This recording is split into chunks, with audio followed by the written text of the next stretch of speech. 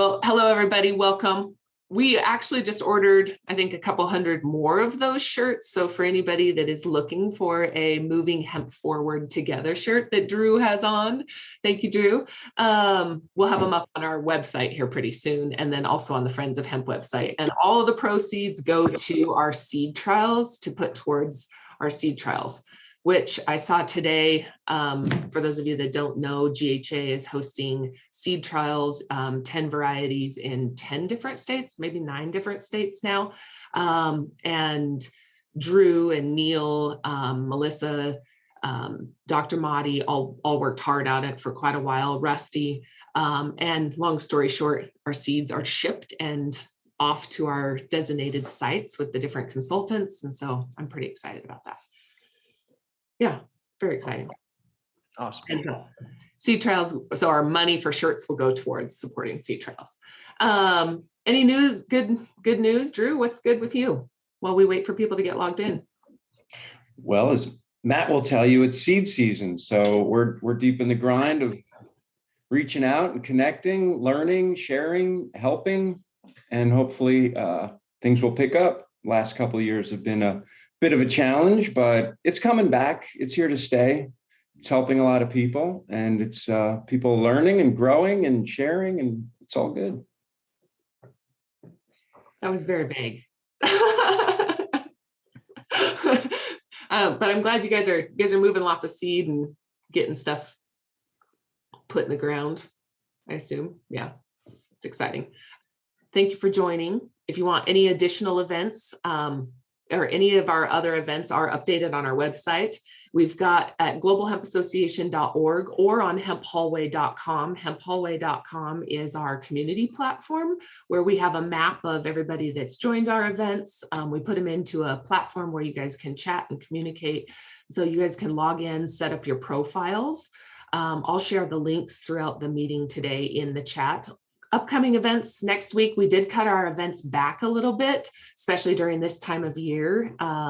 We're not hosting 8 to 12 events a month. We're doing 4 and 5 events a month. So we'll do 1 per week. And then our monthly networking event, monthly networking event is where we break off into small groups, and it gives you an opportunity to talk to people directly for about 20 minutes. Those are very well attended and they're fun. Give a real opportunity to network. Besides that, membership, we are membership based. We really encourage you guys to please support us. If there's anything that we can do, like I said, please don't hesitate to reach out to us direct.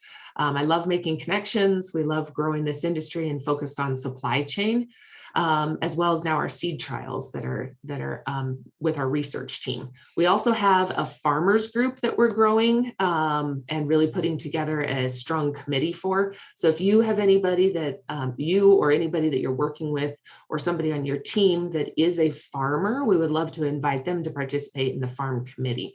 But it does require being a farmer and obviously focusing on putting out what type of content we need, on-farm trials, education, research, things like that, driving some good value from GHA for our farmers. Okay, other than that, I'll keep letting people in, Matt. I'll turn it over to you. But again, if you guys have any questions, don't hesitate to holler. You can raise your hand down at the bottom of the screen. There's a little reactions button. Go ahead and raise your hand or drop a comment in the chat and I can help ask the question for you. Okay, Matt, if you want to give a little shout out, what you do, who you are, how you got here, I'd love to hear about your business. Yes, absolutely. Thank you. Thank you for the opportunity and the platform. And I was just going to say, I'm going to leave a comment with all of our contact information as well, just in case anybody needs it here. So go ahead and share that. So my name is Matt Haddad. I'm the CEO of Trilogene Seeds. We're a feminized hemp genetics company based in Colorado. As far as my cannabis journey, it really started on the THC side. So I used to co-own the Cali Connection Seed Company. Helped bring that brand out to Colorado into the recreational market. Did one of the largest seed production projects in metric, and those seeds are still sold to this day. And back in 2015, I had a friend who was making CBD isolate and selling them for $20,000 a kilo, and I started to learn more about the space. Started to work with some of the varieties that I had that were high CBD. work with local farmers to identify unique traits we were trying to stabilize, most of which was high CBD with low lipid content, so that you lose less in the winterization phase of extraction. And then it just kind of kept progressing from there for us to work with new varieties, create new crosses, bring out terpene expression, bring out minor cannabinoid expression, start to work with fiber and dual purpose crops. And we've since kind of elevated our genetics game, released about 60 different genetics to market since 2016 when we did our first seed release.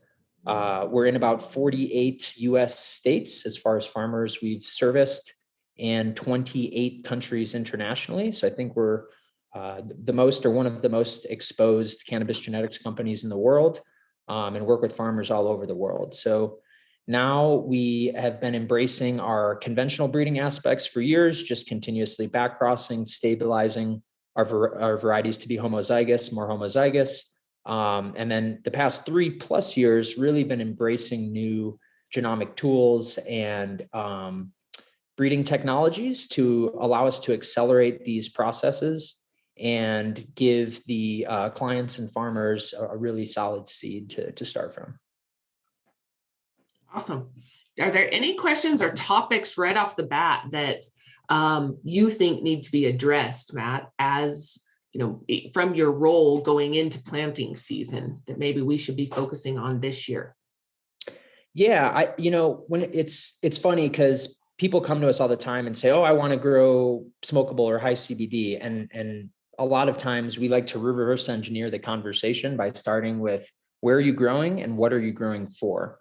And based on those two responses, you can help reverse engineer what seed might be good for them. And is it starting from seed? Is it seedling? Is it clone? Is tissue culture something you certainly want to explore?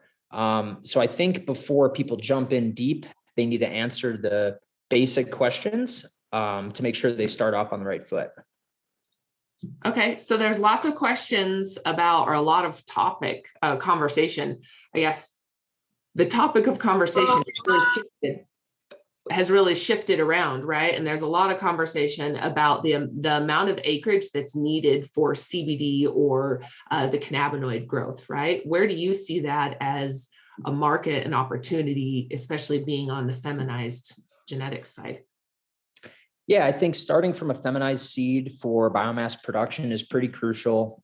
You're just going to get much bigger bang for your buck when you look at yield per acre, far less problems to deal with as far as pulling males. So I think starting from a feminized seed is the way to go. And more specifically, direct sowing seed at scale for CBD biomass, in my opinion, is the way of the future, where there's some people that have been kind of transplanting seedlings or even transplanting clones that could have a high cost. You need specific types of planters, both on the direct sowing and transplant side. So I think that's still a very strong market. And the past 2 years or so, it's been a little rough go. I think we've seen a saturation in the market where it was a true bear market. People were struggling. A lot of extractors were buying distressed lots that were lower in CBD and ultimately being sold for prices that are not sustainable. Unfortunately, we had to see kind of farmers lose their ass to really have everybody wake up. So now moving into the future, though, a lot of those distressed lots, I think, have been bought up. The demand for biomass and isolate, even right now, is going up from where it's been, the past 1.5 to 2 years. So I think it's on a positive trajectory and in the process of being a bull market, where we really see a sustainable price kind of flatten out and stabilize. Awesome. Talk to me a little bit. I see Latin America really taken off, right? Legalizing across the board, all the countries. Can you talk to me about what market and opportunities look like there? And where are you at in that market? Yeah, it's really, really exciting what's happening in South America. And I think at the end of the day, localizing this crop is what needs to happen. To just make it most efficient, there needs to be localized processing facilities, localized farmers, extractors, et cetera. So in South America, some of the big countries have been Uruguay, have been Ecuador, Argentina has come online with both private companies and ones with the government. So it's been huge. And Ecuador is a unique one, for example, because it's really close to Florida and the port of Miami, and since they're on the equator and the equatorial line, they can really have 4 harvests a year with autoflower crops. There's a little bit of a rainy season, a little bit more in the higher altitude regions of Ecuador, but more or less you can have quite a few harvests a year. So it's exciting to see that people are starting to embrace more the smokable side, the biomass side, starting to formulate and just have the industry mature in those areas. It's always funny though, because we're in America, obviously, where it's a little bit more of a mature market, and the conversations we were having in 2014, 15, 16, we're having them all over again now, just with South America. So it's good to see that some of the same trajectories are happening, and we have some experience that'll be valuable to make sure they don't make the same mistakes we did, because I think America made quite a few. What are some of those? Those that you would say they can do differently? I would say stick to your niche, start with your core business of what you want to do, and then you could always grow from there. I think in America, everybody wanted to be the biggest and best vertically integrated company in the world, and people lost focus of their core business. It ultimately led to them doing everything okay instead of really well. And that's something I think Trilogene has done a decent job of. We're a seed company. We produce seeds. Do we know farmers? Yes. Do we have access to isolate? Yes. But our core business is seed production and genetic development. That's what we do. And that's what I would suggest for any company, really in any country at this time, is focus on your niche, become really good at 1 or 2 things, and be a strong spoke in the wheel. You don't have to be the whole wheel. I say collaboration is what's going to take to move this industry forward, right? To really bring this to mainstream. Okay, so genetics and strength of understanding the genetics, and then speaking to certified seeds, right? Can you talk a little bit about what each of those mean and why they would be important and or may not be as important in different situations? Yeah, so certified seed is a very interesting subject. So one is pretty much every single state in the US does not care about certified seed at this time in reference to allowing farmers to cultivate certain seeds and crops. I think there's a lot of validity in having a third-party entity help control and establish guidelines on what needs to be done in order to make and prove your varieties homozygous and can be commercialized in the market. It's been challenging for a company like us because AYASCA and the CDA and Colorado Seed Growers Association did not have protocols in place for feminized seed. And for what we do, we need to be able to certify feminized seed, not just regular dioecious seed. So that just happened in 2019. And we, in fact, helped them come up with the protocols of how to adjust the application to allow the certification of feminized seeds. But even then, we did that with one of our varieties called Sangria, got it to the point of being able to commercialize and sell. And there's just not much of a demand. There are farmers in Florida who certainly ask. That's the only state, to my knowledge, that you have to either be AYASCA approved or go through university trials, but it hasn't been a big thing. The other 2 things with seed certification that's flawed, in my opinion, is one is genomics. Until we understand more about the cannabis genome and these genetics and how they're different and unique, and ultimately homozygous, how do you certify something that's going to be obsolete in 2 years? Why do you push farmers to grow something that ultimately is not the best version of itself? And that's one of the things that we've taken to heart is fiber production and grain production for those seeds. It's all pollinated outdoors. It's pollinated by several different phenotypes. Maybe the whole population is homozygous, but it's hard to stabilize certain traits because you're not making selections. So with us, we've taken the approach of feminizing fiber dominant and grain dominant cultivars so that we can make selections and be very strategic with the pollinations so that we're stabilizing the traits that we want. So with seed certification, until you have genetics that are really unique and special and can go through those third-party steps with flying colors, to us, it doesn't make a lot of sense to certify them yet, especially if the government's not jamming it down your throat. So we want it to be a thing more in the future. A little bit of an unstable process right now, in my opinion, but very much need to have those processes in place once genetics have caught up to where they need to be. Okay, so tell me about your genomic assisted selection program. What is that? How does that work? And what's the benefit? How do farmers know then what to grow? And so when you just do conventional breeding, you're able to make selections and stabilize certain traits through backcrossing. So that's kind of traditionally how a lot of breeders have stabilized those traits and made sure that the seeds they're commercializing are what they say they are. We especially on there's the conventional breeding side, and then there's really the genomic side. So with genomics and genetic marker assisted breeding, for example, you look into the genome and you identify clusters of genes or specific genes that are modulating certain behaviors, and you can identify those characteristics and ultimately breed and select from them.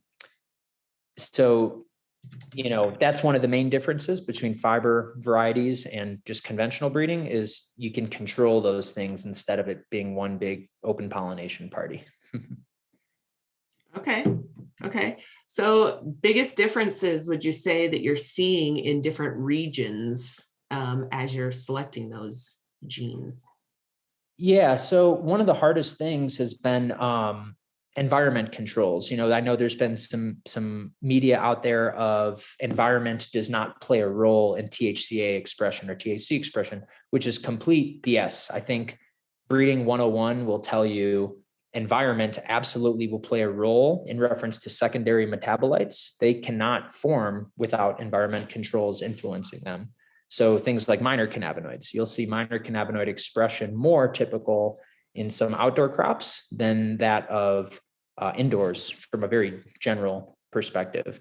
So we've seen certain varieties that maybe have similar photoperiod, but different microclimates have a completely different cannabinoid expression. If it was grown in Colorado versus Italy, for example. So what we do know is that THCA is directly linked to the immune system response in the plant. So anytime there's over-fertilization or too much wind or heat burn or sunburn, you'll absolutely get a higher THCA expression than that of a controlled indoor environment that's living soil organics with heavy microbiology. Those typically have better CBD to THC ratios than that of a uncontrolled field. Interesting. Okay. Austin, I saw you made a comment on here to talk about genetics. I'm sure that there's more questions about genetics. And I'll be honest, this is not a topic that I don't know what I don't know, so I can't dive into some of these. So I really do open this up. If you guys have comments, Austin, if you have anything you want to add, I'd welcome you to do that if you'd like. Yeah, for sure. Hopefully you guys can hear me. I'm on my phone, but I think Matt did an excellent job of explaining it. So my background is in sort of genetics from a eukaryotic and microbiology perspective. And so now I work with a company who sort of creates these types of tools that people use for marker assisted selection. And yeah, it's pretty much a really neat way of doing a pheno hunt is now you have these sort of traditional aspects of smell, bud structure, stem diameter, things like that are going to tell you that this is a plant that's growing vigorously. And now it's being able to use DNA sequences to identify maybe how those traits are controlled or discover new traits that you didn't know were controlled by certain genes that we haven't necessarily found or elucidated yet in the cannabis genome. So talking more about learning how the genome works, what's there, what it can do, how it responds to stressors is all what this sort of research is about. So coming from the scientific world, all of this is super interesting to me, but from a commercial standpoint, I am really here to try and identify, what solutions are reasonable and affordable and understandable to the community, because there's no point in trying to, offer solutions that people aren't going to adopt. So really just here to help with information and education and learn what you guys are working on. Awesome. Matt, you have anything you want to add? And Osama, I saw you also, if you want to comment, I saw you're on here as well. You're welcome to. Yeah. Hi, guys. I'm talking to you from the car. We're headed to NG Himos for our pheno hunt. If you can see, that's beautiful Illinois right here. I was just going to add something on that market-assisted breeding program. We're coming up with something really interesting that we tried in soybean before, and Austin made the comment. We actually did that with Rapid Genomics before Austin joined the company. So we do Thailand by target sequencing. Basically, we disrupt the DNA in the plant on a seed level. We grow it, and we use those markers and those genes. I'll give you an example. It's very easy. Let's say we're looking for a phenotypes with specific THC content, maybe a 0% THC content. What we do is we create those mutations.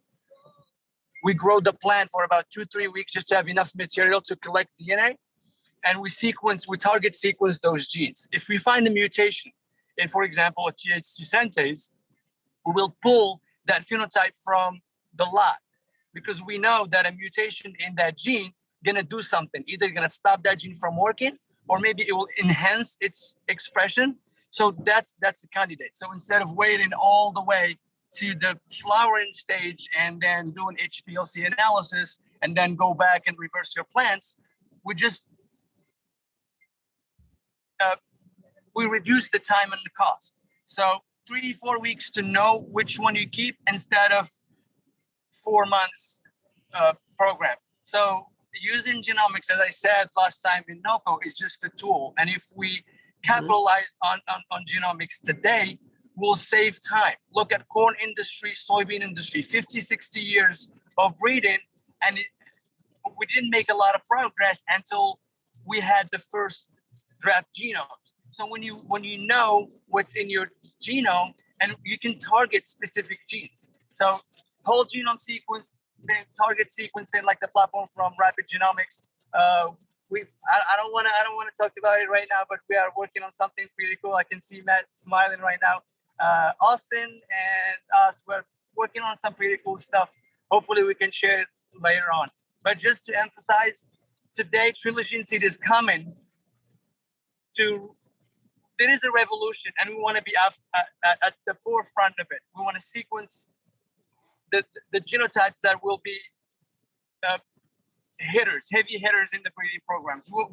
We don't want to waste time. We don't want to allow the the old randomness of just hunting based on.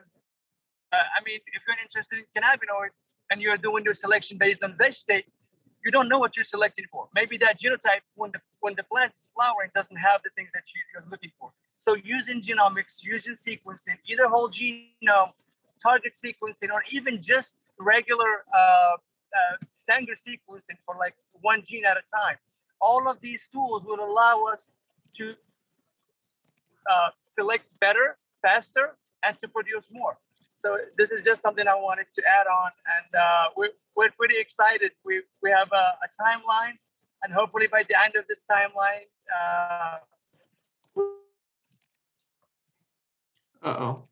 Do we lose him? He's in the cornfields in Illinois, so it wouldn't shock me. Okay. Well, I'm making sure it's not just me. Here, there are. Oh, I see that you just answered a question for Jennifer. Do you want to speak to that? Speak to that a little bit, Matt.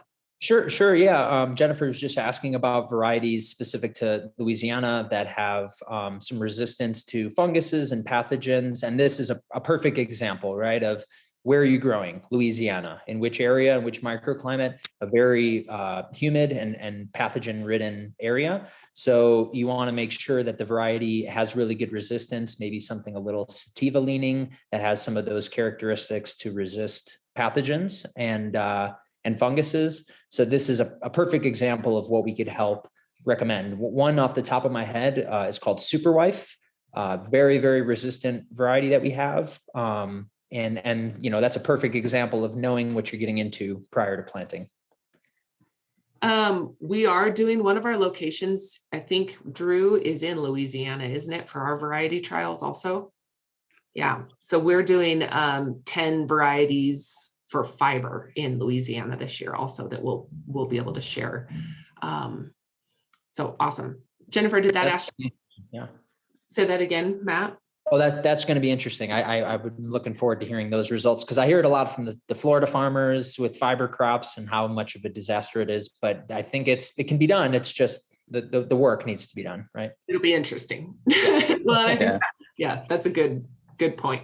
Are there any other questions, Matt? Super. We could work in Ecuador's Amazonian. Yeah. Super Wife would be a great variety for Amazonian area in Ecuador. Although the challenge with Ecuador is the photo period. It's you guys are getting about 12 hours of light year round. So some sort of supplemental lighting will need to be added, whether that's a greenhouse. We've had people do it in the field, some sort of light interruption to keep it in the vegetative state so that the flower yield is significant to make it, worth it. But yes, Paul, that is an option for you for sure. You want to speak to that a little bit? Because I think that's something that, is talked about, but also is not, especially when we look at fiber production and outdoor growth, is the photo period.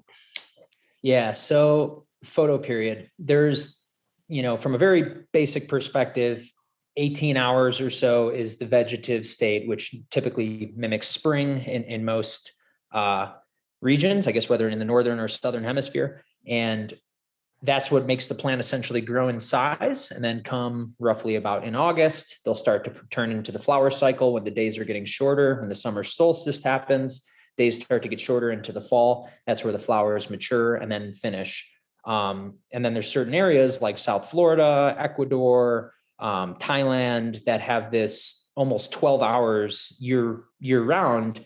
And that's very challenging as a grower, especially outdoors, if you don't have infrastructure with a greenhouse, just because of that supplemental lighting. So we typically recommend for outdoor production in equatorial regions, Autoflower varieties. And we've developed 4 excellent ones with 2 new ones on its way, both for the smokable side and CBD biomass side. When we say, like Trilogene as a company, that we want to breed and stabilize varieties for every photo period and microclimate, it's the hours in between 12 and 18 that are tricky. Some varieties will start to trigger themselves, let's say at 16 hours of light. Other varieties might trigger themselves at 14 hours of light. So stabilizing that variety for the exact photo period in that region where it's all homozygous and you don't have phenotypes that are all over the place and triggering at different times is the goal and is what we've done with a few varieties and are continuing to do on others. But that is the biggest challenge with equatorial regions. Can I ask a question? Yes, Austin, please. So I think autoflowers from a genetic standpoint are really interesting, simply because the fact that you have a quicker turnaround cycle from initial seed to final product, but also because depending on the variety you're using, they'll flower at different day, not just photo periodism, but how many days they'll be in vegetative growth before they'll switch to flower. And so, my question is, when it comes to breeding for autoflowers, have you sort of found any sort of maybe information or data, because I'm a scientist, on sort of what seems to be best for those types of varieties? Because they really will make a huge difference in equatorial regions, but it's also about getting them to the right size before flipping over so you get a good final product. Yeah, no, and that's a great point. So 2 things. One is some autoflowers, like you said, finish a little bit sooner. So like our earliest finishing autoflower is about 65 days from germination to harvest, where the latter side of that is about 90 days from germination to harvest. So dialing in that is certainly an important thing. And then, I know there's really 2 main genes that modulate the autoflower gene. We've worked with our friends Kyogene and Energene, who are based out of Israel, to help identify those. So that's still something, to be honest, we're kind of dialing in, but we've done several S1 populations that are inbred lines that are really stable and really keep those characteristics. The hardest thing has been producing feminized varieties like that outdoors in very, very isolated fields, without pollen drift and that are off season, that's how we've taken on and decided to do a lot of our autoflower seed production, because you're planting a lot more densely on that acreage. You're doing, let's say, 20,000 an acre instead of maybe 2,000 an acre with the traditional full-term photoperiodic. So we need to make that cost efficient for farmers. That's something we're in the process of doing. And we have a couple options that are cheap right now. But I think in about 3 months after this next harvest comes down, what we're currently doing, we're going to be able to even lower that cost more. Awesome. But Austin, Thank you. I'll connect with you after this and maybe link you in a thread with Chris so that we could all have a more strategic conversation about that. For sure. We're looking forward to it. Awesome. There was a question too, and then Daryl, I'll turn it over to you as soon as we're done with this one. But Paul had a question. What about the photo period with fiber and grain production?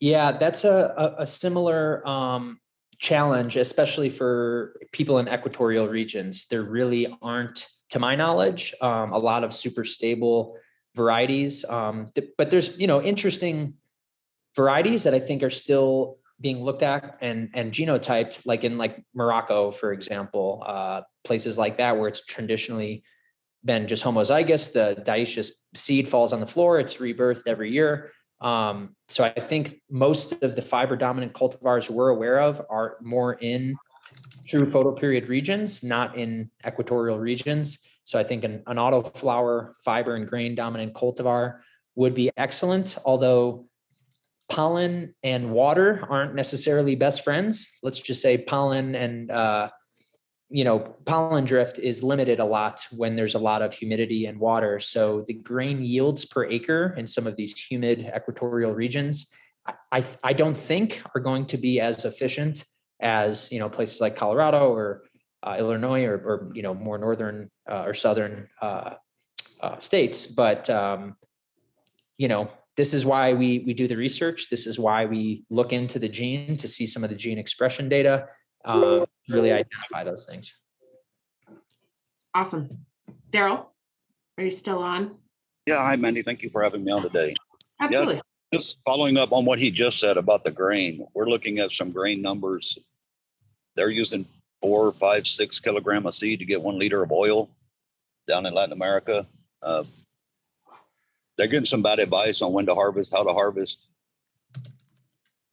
And we're still working on that. But going back to this stuff in southeast part of the U.S., we've been out on a lot of fields. A lot of these are converted rice fields, converted sugarcane fields, converted cotton fields. They're all flood irrigated. They're all depressed areas. There was a guy in Louisiana 2 years ago. He spent almost $1 million raising one of his fields up. But by the time he harvested, the market had crashed. So he didn't really realize his investment back. But, I applaud you seed companies doing what you do, but we need more people going out to these fields. You are shipping truckloads of seeds out to fields that are 1 foot or 2 foot below grade, and the hemp won't grow in a pond unless you're growing like aquaculture, hydroponics, aquaponics, or something like that. But as far as row crop farming, it's got to be a crop field for hemp. A lot of the land in the southeast is low, just historically what's been farmed down here and the way we farm down here.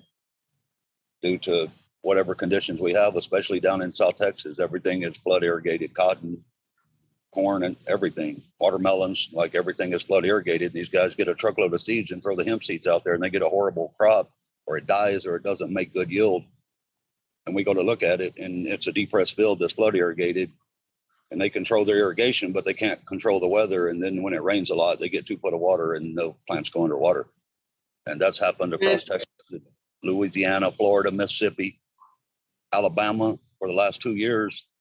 But the seed companies keep shipping seeds down here, say we're working on genetics, but nobody's sending a field engineer to go look at the field. So I think the farmers need a little bit more support, please, from the seed companies. Thank you, Mandy.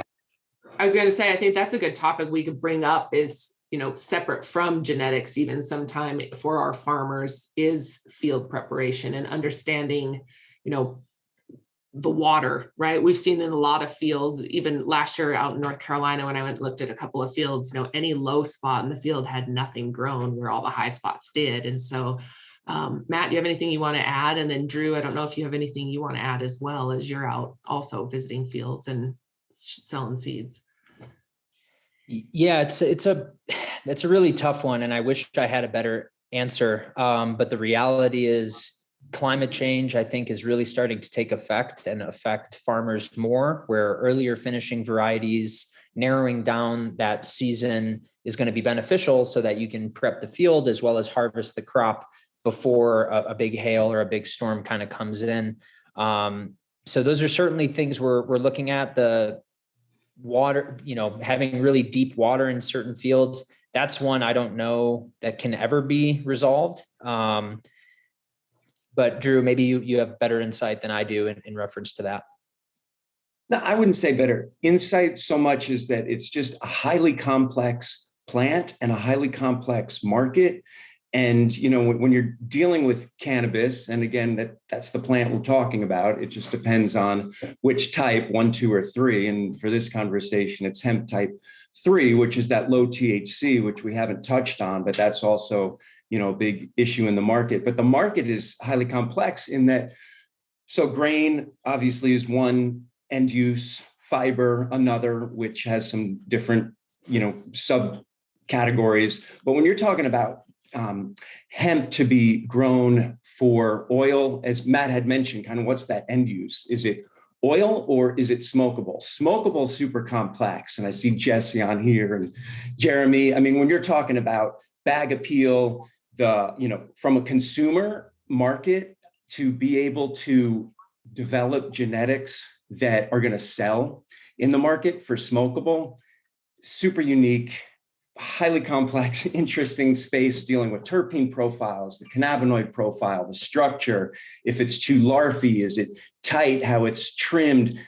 There's so many variables, but it's a much smaller market and it takes a lot of time and effort. So talking about like certified seed, every year that market changes, like first it was Bubba Kush, and then lately there's been other genetics that have more appeal just from that nose, like a terpinolene, that sour tropical fruit nose was really popular last year. So it changes so much. It's really hard to get ahead of the market. What Darryl was talking about is like row crop, large scale oil production, where maybe you have like a varietal that year over year you're consistently producing for oil, and you're planting density like Merlot behind me. This was in North Carolina, more tightly dense. You're not walking the field selecting that smokable. It's outdoor. There's going to be bug pressure, disease weed. A lot of that can get dealt with during extraction. So again, you really need to match what you're growing for to that genetic,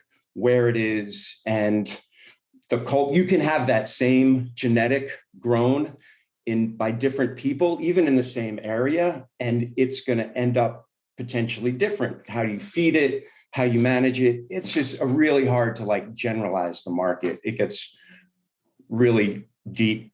It's hard to nail it every time. So we're learning every year. It's really interesting to see as it evolves. And I appreciate all those people on the call that are in the space trying to help the industry succeed. Because again, we're all working together to try to make this happen. So thanks, Matt, for all you do. Same. Yes. Drew, real quick, can you touch on or talk a little bit about our seed trials and some of the purpose of it? I don't even want to say it's ours. There's a team of us that have come together, and thanks to the sponsors also, we've had a handful of pretty decent sponsors come in. And so I want to give a shout out to them also. But Drew, I don't know if you want to just touch on that a little bit. I mean, just, real simple. They're small trial plots so that you can manage the different variables. So they're even soil variation effects, like Darryl also had mentioned, with water and kind of irrigation. So dealing with smaller plots, you're more easily able to manage the control of the grow. We're dealing with fiber varietals. So we're looking at yield primarily because the market, smokable market has one kind of type plant that you're going after. With a fiber for this trial, we're going for herd yield because of the building material end use applications or animal bedding. So those are the 10 varietals we've targeted. Some are ayahuasca certified, some are not. Each of them are going to be grown in different regions, because Matt already touched on as far as light cycle and the other variables, including weather that's unpredictable. So just seeing how these plants perform, the same plants in different regions being grown for the same end use and being managed in a similar way. It's going to be really interesting to see, is that same varietal going to perform consistently in each of those different locations? Highly unlikely. But what are those variables? This way we can help the farmer understand what some of these expectations may be, but it's not like you can replicate a small trial when you're growing at scale. So at least it gives an indication to try to limit what you choose. Because again, even getting some of these varietals, with the war in Europe and there's the cost of importation, it's hard to check all the boxes every time. But the more we do research, the more we learn and the more we can eliminate some of those mistakes that are costly for farmers by not knowing. So we're just trying to help identifying some things to help be more successful with. Yeah. Well, and there's something like 40 data points at the field, not including everything we've done before the field, which is pretty exciting. But some of our sponsors are like IND Hemp, Prairie Band Ag, Almco, Formation Ag, and AgriLead so far that have come on. And so, like I said, seeds are going in the ground, and I'm stoked. And the work is being done, standardized SOPs being done by third-party crop research scientists. So it's going to be quality. And all on, they're all certified, like you said. I think all but one have previous hemp farming experience, which made a big difference also in who's doing studies. So thanks, Drew. Sorry to just steal the show, Matt, but squirrel. I just wanted to touch on that. Anything else you want to add of all the topics that had come up real quick? Just here in some of the questions. Yeah. Yeah, and then, I can just speak to us. We have agronomists on our team. So we do, for some clients who buy seeds, they also need that consulting of how do I grow this successfully? So we can offer that service. We have a certified agronomist on our team as well. We work with other certified crop consultants for IPM and other beneficial options, especially on the smokable and greenhouse side. So yeah, we can definitely offer that support as well. Awesome. And Neil, I saw you had a question. Are there any certified hemp consultant tests or qualifications being presented by the primary crop consultant associations? Or is there an error of self-nomination from various schools of hard knocks? That's an interesting question. Yeah. I think there are several agencies that are legitimate and come from other crops. And that's certainly always a good place to start in reference to just their knowledge and understanding of row crops and scaling challenges and things like that. But in reference to the School of Hard Knocks, I have a soft spot for that because that's where I came from, to be honest. But I think there's a lot of validity in that knowledge, even though some label it maybe as bro science. But part of what we've been doing is bridging the gap between the bro science and the science, right? I think there's knowledge from both sides that needs to be combined. And that's certainly what we're trying to do at Trilogene. Well, I think that this is we're in a unique position, right? And I say this, I actually had somebody about a year and a half ago on one of my interviews say, it's really uncomfortable for me to be here online sharing all of my secrets and things we've been talking about, because up until now, we've had to, I just muted you, Matt, on accident. I went to let somebody in and it moved and accidentally muted you on accident. But they said, it's such a shift from us having to burn all of our evidence and all of our receipts and our bookkeeping to now being expected to keep it, and not only keep it, but share it, and so this transition, and I think the same thing in, our farming practices, what has worked and what's not, but definitely needing to bridge the gap into real business practices. And it's, so much of what we see in the industry it's lacking, right? Some of those practices are, and I'm not to say that the practices are bad, right? It's how do we how do we standardize that, or how do we scale that, and how do we bridge the gap to, traditional business or into existing. And I want to speak real quick to Neil's comment on our seed trials. We went with a third-party organization, the National Association of Industrial Crop Consultants, for that reason, so that our crop consultants were certified through the data collection and the science behind it. And so I know that there are organizations. I just don't know that, what of that is available in this industry compared to, like you said, traditional row crops. Yeah, exactly. I think dealing with trustworthy people that have a good reputation and kind of are transparent and are out at trade shows and showing their face, that's obviously a good place to start, so that you have some references and some evidence based on what they've done before. But, I think the reality is, at least for us as a seed company, we help give a lot of that knowledge remotely as best as we can, without basically designing all their SOPs and their facility and the whole thing, just enough to the point where they're successful. And then there's levels to success it's really about optimization. And I think the first step is obviously making sure you just have a successful crop. Then after that, it's about optimizing that crop for yield and processing. Yeah. Awesome. There was one other question about speaking. Can you speak more to the planting density for Autoflower? Yes. So with outdoor production, I would say roughly around 20,000 per acre is good measure. So similar to what we were talking before with Austin, there's certain autoflowers that might mature a little bit faster, let's say in about 65 days, because they're more dependent on time rather than photo period. So if it's only getting 12 hours of light, it'll finish in 65 days. If it's getting 24 hours of light, it'll also finish in 65 days. So there's ones that finish in 65 days all the way up to 90 days. And based on those levels of maturity and based on when you're planting exactly, that's where it can fluctuate in planting density. Really between 15 and 25,000 per acre is typically what we recommend. And then similar for like full term varieties, if you're going to be transplanting seedlings at the end of May, you might only need 1,700 per acre, where if you're going to be planting at the end of June, you might need closer to 3,000 per acre, for example. So time of planting is really important for photoperiodic. And with autoflowers, it's more based on the maturity.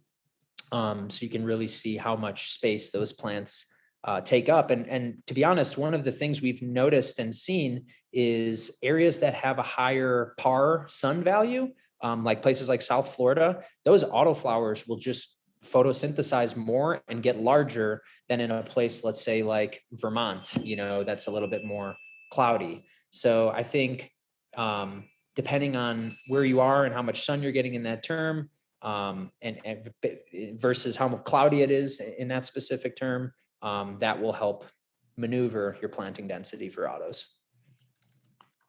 Okay, any other questions? We're coming up at almost an hour and I want to be respectful of time. It says Sandra just said, for smokable in Texas, indoor grow is best, controlled environment, heat cross-pollination. I agree, and quality of indoor CBD flower is excellent. I think people have had this narrative in their head of hemp tastes like hay, and a lot of the people who were doing smokable were doing it outdoors before and then drying it in a barn. That's not the way. That's where the bro science of cannabis cultivation is starting to clash with. That's very relevant in that topic. So we've worked very hard to create varieties that are really rich in terpene content and are a really good smokable experience, even though it's hemp and CBD flowers. But indoor is absolutely where you'll get the best product, in my opinion. I love the bro science term. It's so relevant in a lot of this conversation. It's great. I've been called that once or twice, so yeah. That's awesome. Hi, Matt. Alejandro from Argentina. Do you guys have made RILs or NILs populations, or do you have other companies that have made them? I don't know what that means. Yeah, so an RIL, I believe you're recumbent in. I can comment on that if you want. Sure. Yeah, Osama, go ahead. Yeah, recumbent inbred lines is basically you take two parents that are genetically very different. When you cross them, what you're developing is a recombinant bred line, which is the heterozygosity is really big in it. What you're studying multiple genes to see the segregation. When you do an NIL, which is a near isogenic lines, they're mostly very stable, but they have like a one character or two that will be that you can study. The difference between recombinant bred line and those nearly isogenic is just the level of segregation within them. So if you are looking at a big population looking for different traits, you can use a recombinant bred line. If you are targeting one gene specifically, you can use a nearly isogenic line. That's the only difference. Where some of ours, just to speak on like this specifically, we've done a lot of which is NILs, RILs, recombinant inbred lines. And yeah, as Usama is showing there, he's at our greenhouse in Millstadt, Illinois, where we're currently doing a pheno hunt, making some selections on a few things. But I want to see that. I want to see that greenhouse. That's so cool. Yeah, we're doing some pheno hunt right now. So yeah, we're here. We're doing. So these are different genotypes. Today we're doing some selections and some cuttings for cloning. It's pretty cool to invite people actually to see this. It's pretty cool. But I'll let you guys go and finish your conversation. Yeah, the service there sometimes is a little unstable, but thanks for sharing. All righty.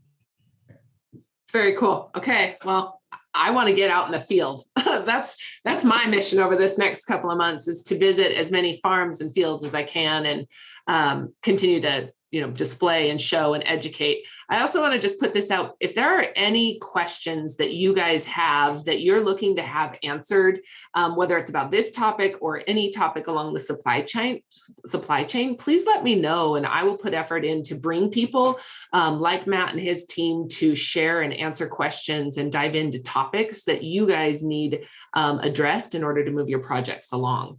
And then again, remember, these are recorded and transcribed and available for you guys to go back and reference and share.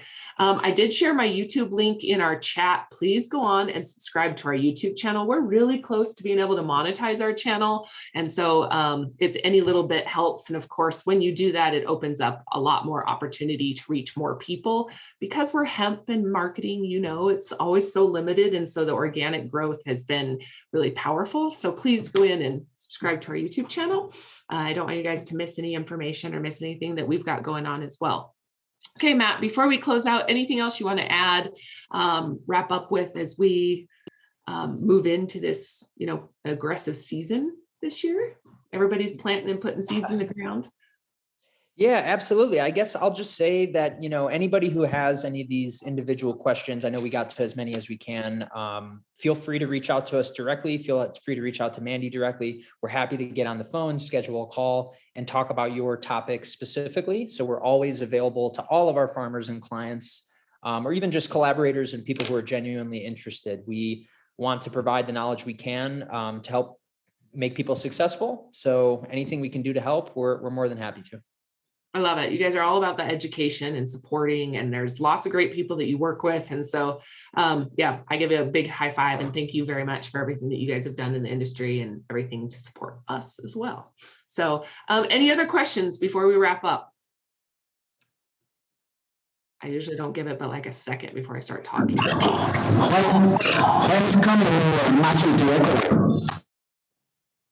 Your sound was really bad. I couldn't understand you. Maybe. Okay, well, Paul, it was good to see you. Neil, hello. I just saw your mic come on. Yeah, real quick question for the breeders in the group. What are the top 3 fiber traits that you are hunting for or selecting for? If we have to narrow it to 3, that's going to be tough, but some things we're looking at, amino acid content, protein content, bast fiber content. I'd say those are some of the top ones we're looking at. I'm most interested in fiber test, actual, test of fiber, the resulting fiber.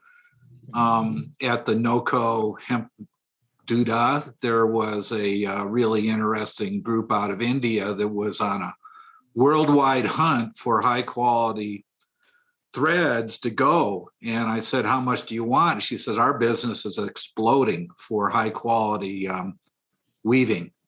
And so the question is, are there any lines that will provide the highest quality of fiber that is required for these manufacturing specs?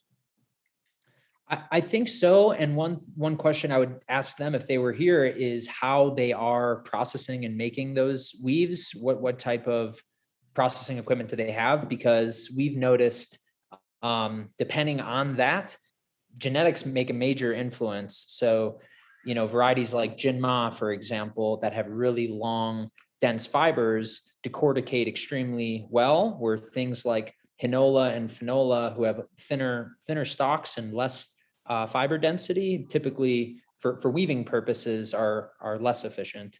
So I would definitely be curious how they're doing that. I'm interested actually, as we're talking, Neil, that's something we should be looking at on our fiber trials, is pulling that data, through each step. I was just typing Drew a note saying, Drew, we should be pulling this data from our trials. And I know that it's not something we had included originally in this year's trials, but looked at doing it for next year. But more and more, I hear that conversation come up on specifics to fiber quality throughout the process. Versus just. Is there are you aware, Mandy, or any of our group of US-based fiber testing labs that's willing to take in hemp fiber tests? I've got a member who's been doing it for years in India, and they're looking to bring testing and fiber quality testing to the US, but I don't know that they're in the US yet. And I know that Bill was looking into this as well. Maybe that's where this is coming from, but. Mandy, I think there's some companies that can do some tensile strength testing on the fiber, so I think that's readily available. Yes. Same with John Porterfield has the name of a test that they were using to do the diameter and tensile strength. It's the same as what they use in the wool industry to grade the wool. Let me see if I can figure that out, and I'll add it to these notes. And I just speak from our perspective. I mean, when we've done our field trials and given that material, we've given it to the U.S. Hemp Builders Association. We have some friends in there who basically will make hempcrete and different products and tell us how efficient it was compared to other results. But quantifying that data is certainly essential. And as these processing facilities come online, I think they'll soon find that genetics definitely plays an influence in their process. And that's where we want to focus our energy is to provide the best seed possible to make sure it's as efficient as possible. Awesome. I love it. Well, thank you very, very much for your time. Thank you everybody else for joining today. I want to remind you, if you're not a member of GHA, we would love your support. We'd love to have you guys on so we can continue to push this forward. If you are a member, thank you very, very much for your support. It really is what keeps us moving and keeps us going to connect these dots and build business relationships, revenue-minded relationships. And yeah, if there's anything else, holler at me. Otherwise, we'll see you next week. We have another event. Let me double check my calendar actually while we're on. I always tell you wrong. I end up looking at the wrong calendar. Oh, awesome. Next week, we've got two. There's a monthly networking event. It's on Tuesday at 11 a.m. Mountain Time. Or we've got Cannabis News Hub. One of our partners is bringing on tax accountants and insurance groups to discuss benefits and perks and things that we may need on Wednesday at 11 o'clock. Other than that, thank you very much, you guys. We'll see you next time. Thanks for the opportunity, Mandy. Thank you so much. Matt, you rock it. Thanks. Hey, Danny, it's good to see you. Thanks all. Thanks, Matt. Thank you, guys. Thanks for joining, everybody. You're a popular man. You better go. Sorry. Don't worry. It's usually me, so that's good. Thank you very much, you guys. It was great to see you.